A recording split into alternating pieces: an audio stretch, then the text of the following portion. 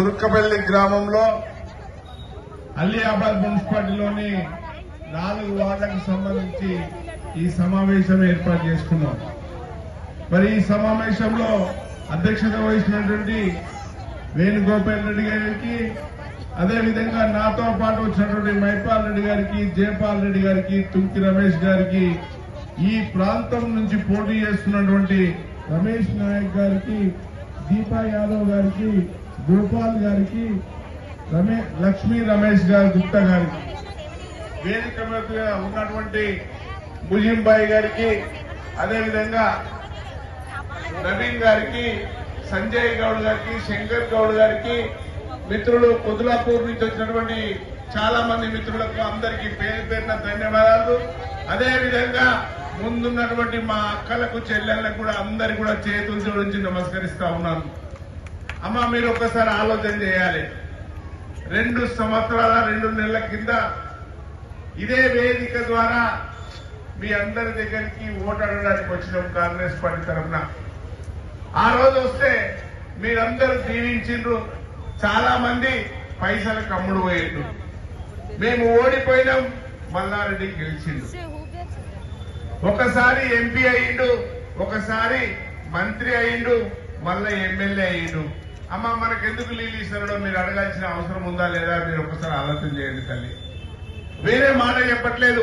అధికారంలో ఉండి 3 లక్షల రూపాయలు జీతాలు తీసుకున్నాడేమో ఇంట్లో వండుకుంటాడు.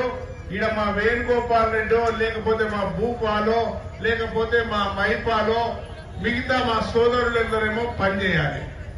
మేమేమో మీకోసం పని చేసుకుంటా పోతామన్నాం. వాళ్ళేమో మోసాలు చేసుకుంటా, భూములు కబ్జాలు పెట్టుకుంటా, ఇంట్లో వండుకొని అధికారం అనుభవిస్తా ఉన్నారు. మీరు ఒకసారి ఆలోచన చేయండి. మా ప్రభుత్వం వచ్చినాక 2 సంవత్సరాలు 2 నెలలు అయింది. మా చెల్లెళ్ళందరూ కూడా అమ్మ ఆర్టీసీ బస్ ఎక్కుతున్నారా లేదా? చెల్లె ఎక్కుతురా లేదా? ఎక్కడోళ్ళందరూ చేతులు లేపండి. చెల్లె ఏమ్మా ఎక్కుతురా లేదా? ఏమో గట్టిగా లేపుని. జై కాంగ్రెస్. దానితో పాటు మీ అందరికీ మా చెల్లె స్కూల్ డ్రెస్ వేసుకొని వచ్చింది. ఏ స్కూల్ అమ్మనేది? బాబా చెప్పున్నారా, ఏం భయపడకు. మీ పిల్లలందరూ కూడా గవర్నమెంట్ స్కూల్లో చదువుకునే పిల్లలు.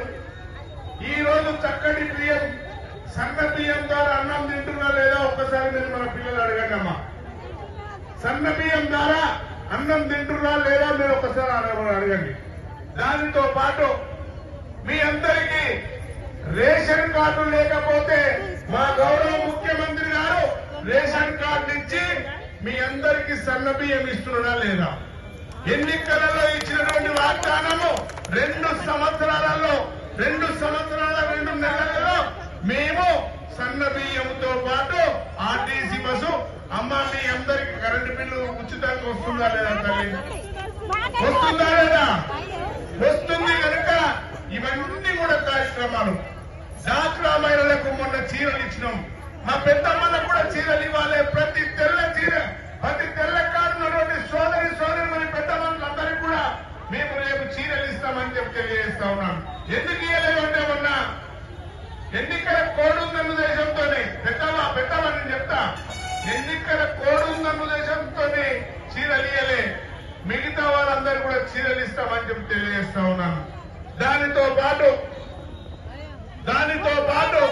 మీరు అడగాల్సింది ఎవరిని?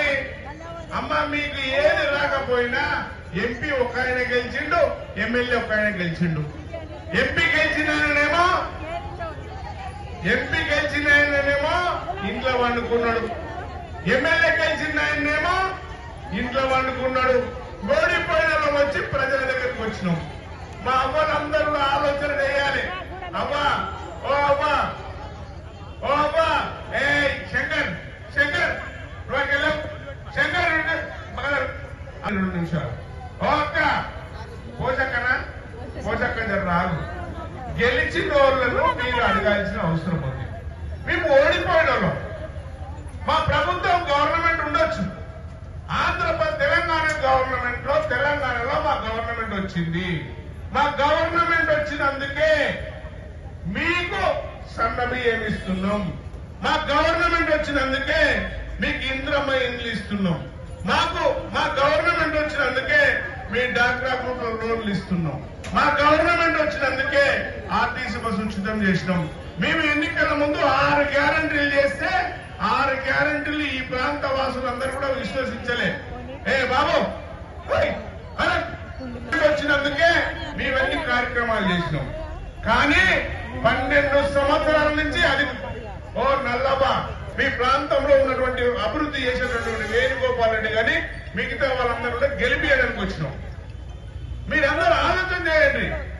మంచినీళ్ళు వస్తుందా అంటే మంచినీళ్లు రావడానికి కారకులు ఎవరు, రాకపోవడానికి కారకులు ఎవరు, జీతం ఎవరు, గవర్నమెంట్ జీతం తీసుకుంటున్నారు ఎవరు, మీరు అడగాల్సిన అవసరం ఉందని చెప్పి తెలియజేస్తా ఉన్నాను.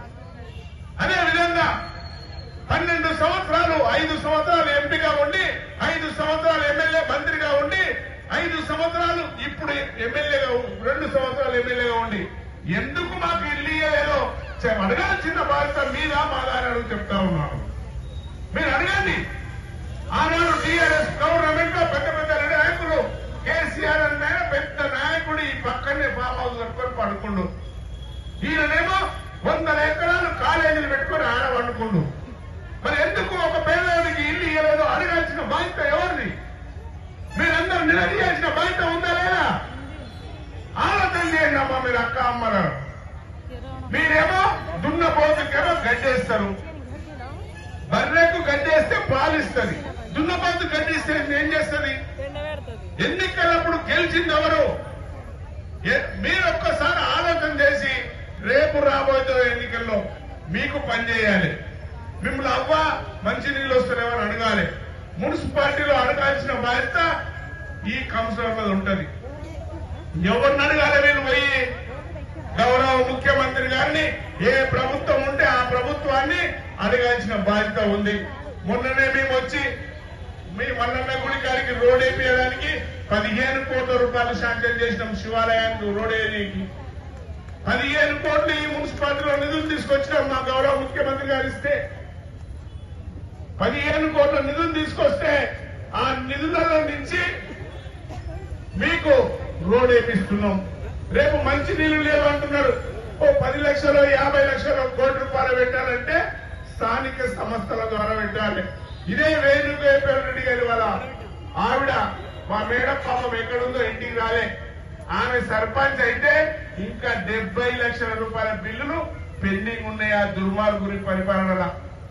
ఏ సర్పంచ్ చేసినా, ఏ ఎంపీటీసీ చేసినా, ఏ మున్సిపల్ కమిషనర్ చేసినా ఆ పైసలన్నీ కూడా బిల్లులు ఇవ్వకుండా ఈ కేసీఆర్ అనే దుర్మార్గమైన పరిపాలన వాళ్ళకు బిల్లులు కూడా ఇవ్వలేదు ఈ రోజు వరకు.